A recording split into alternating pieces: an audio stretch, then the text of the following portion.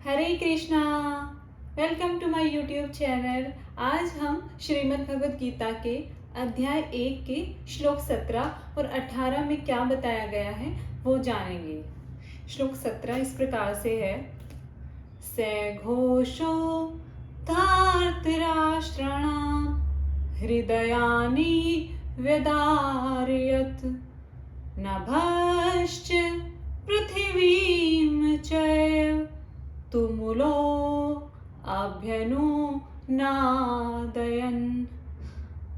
अर्थात जो इतनी सारी शंखों की ध्वनि हो रही थी, सब लोग शंख बजा रहे थे, उससे धरती से लेकर आकाश तक हर जगह शोर मच गया था। और इस शोर से जो पांडवों के शंखों द्वारा जो शोर मचा था, उससे कौरवों के हृदय में बहुत पीड़ा हो रही थी।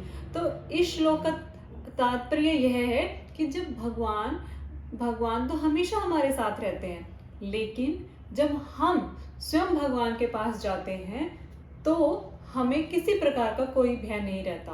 क्यों? क्योंकि देखिए, अभी तक हमने देखा था कि दुर्योधन ने और भीष्म पितामह ने भी शंख बजाए थे, पर उससे पांडवों का हृदय बिल्कुल द्रवित नहीं था, कोई उनको दिक्कत नहीं थी। लेकिन जब पांडवों ने शंख बजाने शुरू किए तो क्योंकि साक्षात भगवान उनके अर्जुन के रथ पर सवार थे, तो इसलिए जो कौरवों की टीम थी उनको बड़ी दिक्कत हो रही थी। तो इसलिए हमें हमेशा ईश्वर की शरण में जाना चाहिए। श्लोक 18 इस प्रकार से है।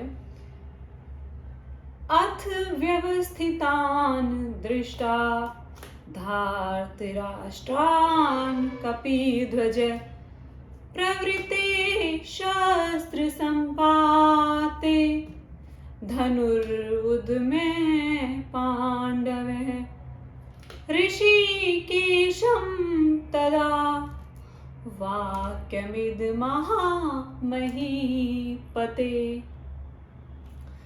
तो इस श्लोक में ये बताया गया है कि जो दुर्योधन और भीष्म पितामह की जो टीम थी और जो कौरवों की पूरी टीम थी, उनको बहुत डर लग रहा था कि शायद उनकी हार हो सकती है, क्योंकि अर्जुन के रथ पर साक्षात भगवान राम और हनुमान जी विराजमान थे। किस प्रकार से? क्योंकि अर्जुन के रथ पर भगवान श्री कृष्ण थे, और भगवान श्री कृष्ण तो साक्षात प्रभु राम का ही रूप है। और जो अर्जुन के रथ का झंडा था, उस पर हनुमान जी का चित्र बना हुआ था। तो क्योंकि जहाँ भगवान राम हैं, वहाँ हनुमान जी की अनुपस्थिति कैसे हो सकती है?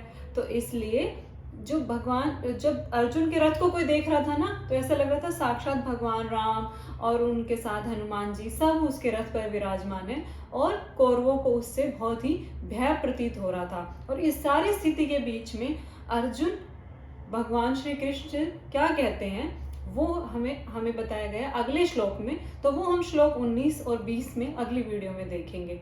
तब तक के लिए नमस्कार, अपना ख्याल रखिए। Thank you, take care.